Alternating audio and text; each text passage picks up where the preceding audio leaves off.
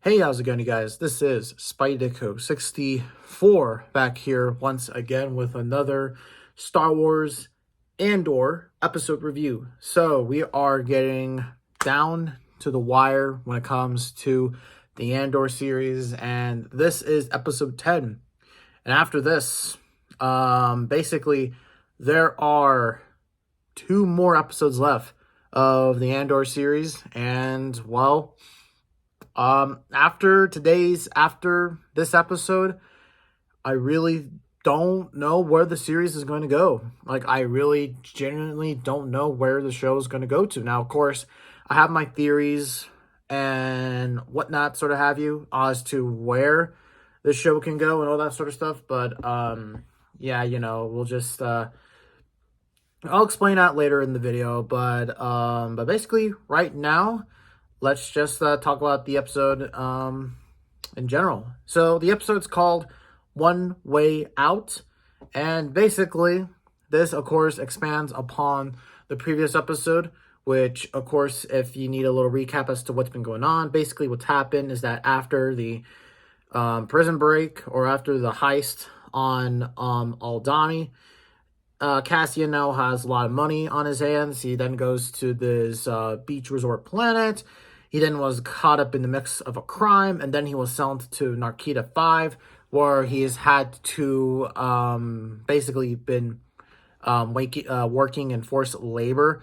And, of course, he meets up with this guy named Kino, which, of course, is Andy Serkis's character. Yeah, I figured out his name. I actually did quite a bit of some research before this video, so that's something that you'll have to give me at least some credit for. So, yeah.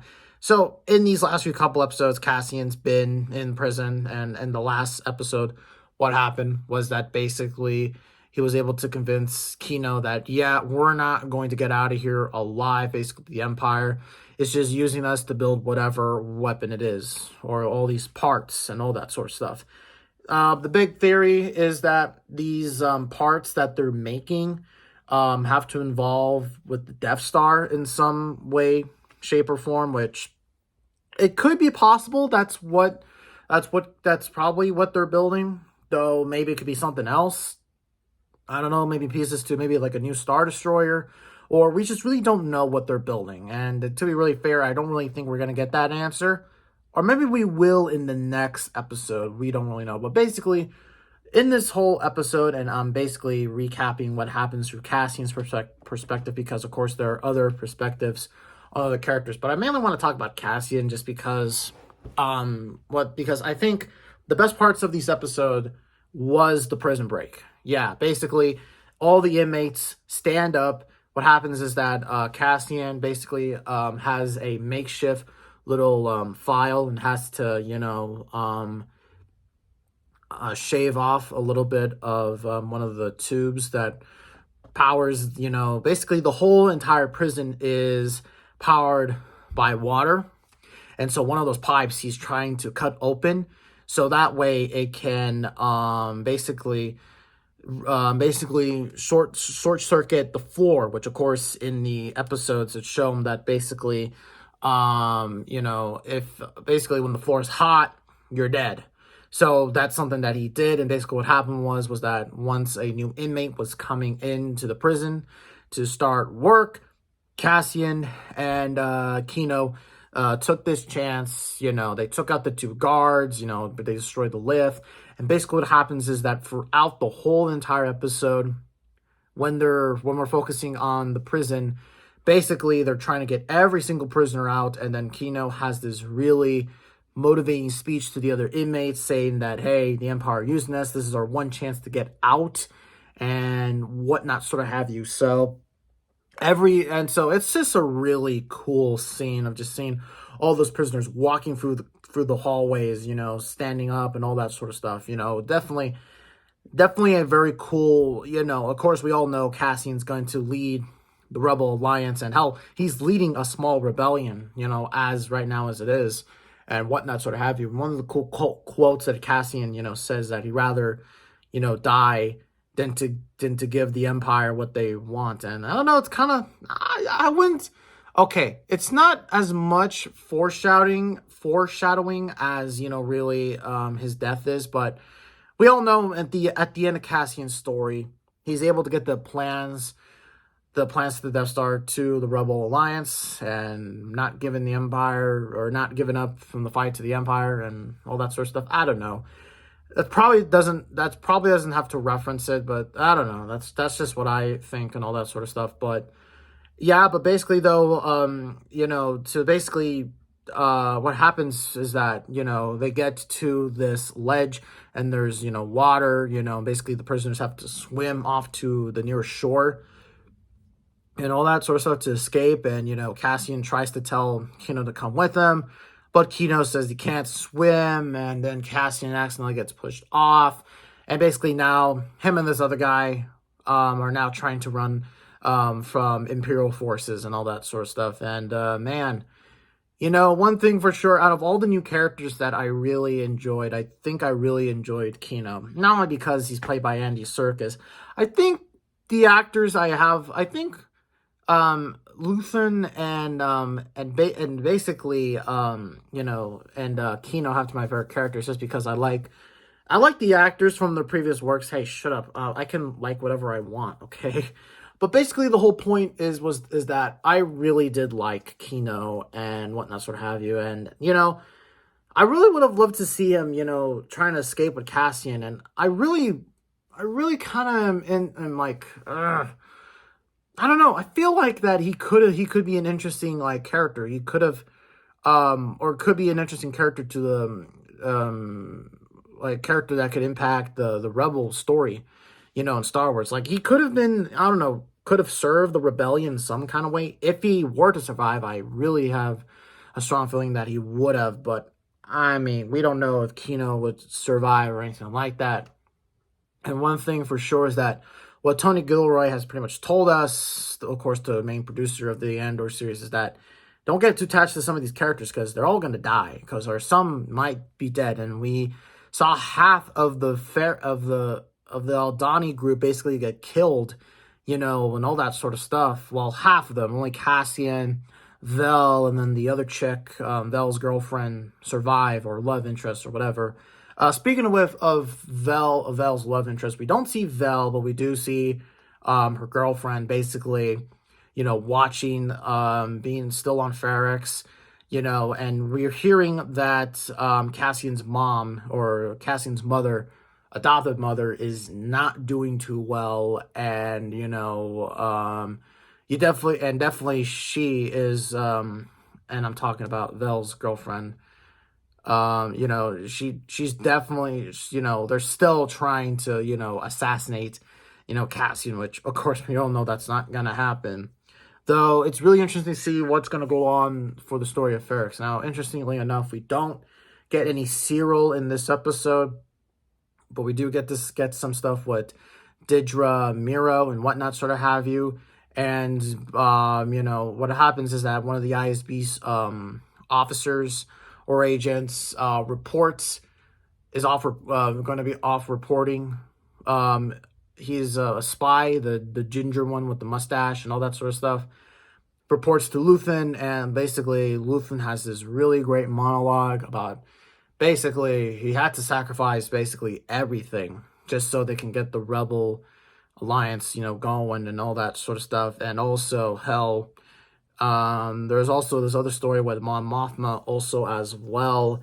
Basically, she is, she has this meeting, of course, with Chandrulan banker, and basically what happens is that this banker, which I don't know why, but I was kind of thinking to myself, is this dude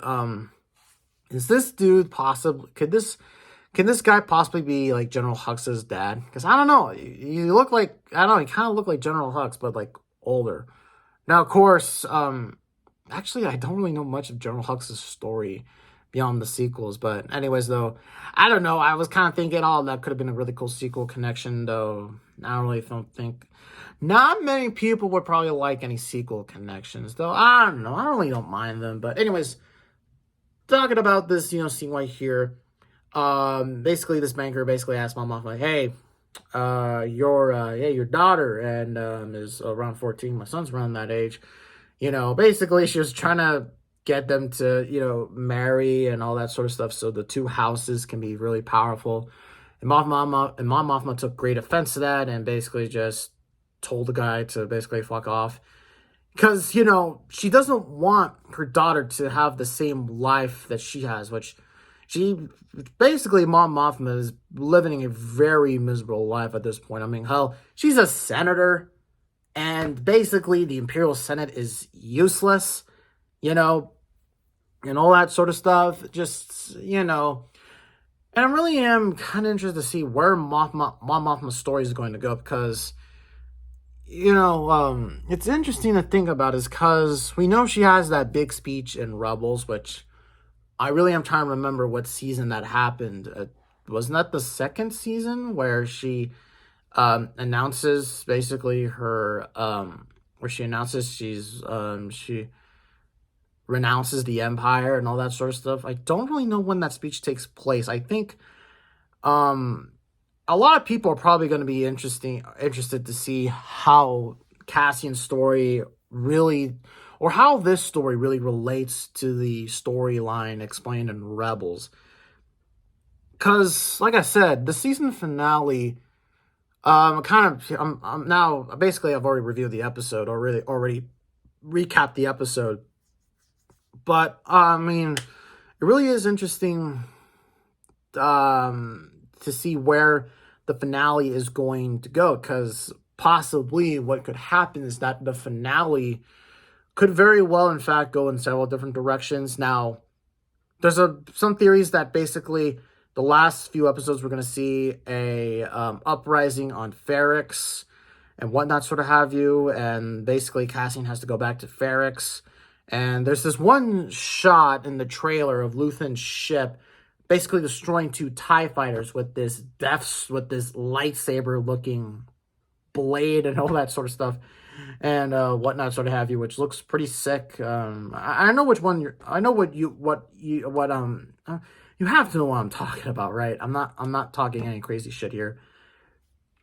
But basically, though, I really am interested to see where this season's gonna go, and how this season's gonna end, and I'm also just interested to see how season 2 ends as well, because if anything, I know I have a rough estimate as to where season 2 is going to go. So basically they announced that at least every like 3 episodes, which basically season 2 is supposed to have 12 episodes. And so what people are suggesting or saying is that what could possibly happen is that in 3 episodes we'll focus on the 4th year before the Battle of Yavin. Basically, the season 2 is supposed to build up to Rogue One, and all that sort of stuff. So I know I was kind of going forward, but I was kind of going forward in time, and all that sort of stuff. Because also another thing that they also mentioned was that season 2 isn't supposed to start filming until next year or in 2023. So we're supposed to get the Andor season 2 in 2024, which, hey, we'll be here. We're going to, of course, review it and all that sort of stuff. And, So, but anyways, though, guys, this is my, that's all I have to say about this episode. I really liked it. This has to be my favorite episode so far. It's a 9 out of 10, basically. And, I'm just really excited to see. So, this weekend, possibly a Friday night, I'm going to go see Black Panther: Wakanda Forever. And I will let you know how I feel about that movie. And, and I really have to kind of say this. I think I'm going to have to say this, but I've been really feeling a lot of the Marvel fatigue. I know people are going to say, dude, She-Hulk was out a few weeks ago, but, like, still, I'm just feeling the Marvel fatigue, and, I'm just hoping Black Panther, I really am hoping that they do a good job with handling Namor and Ironheart and how they're going to handle the whole passing of not only T'Challa in the story, but also Chadwick Boseman. But anyways, though, guys, that video will be up on Friday night. And if anything else, the next race of the Spider Cup series will come out Sunday, maybe. I don't know. But, of course, let me just show you all off. Yeah, the Coda setup is still back there, so I have to tear that down and build the Charlotte one. So, yeah. Anyways, though, guys, thank you for watching, and we'll see you next time.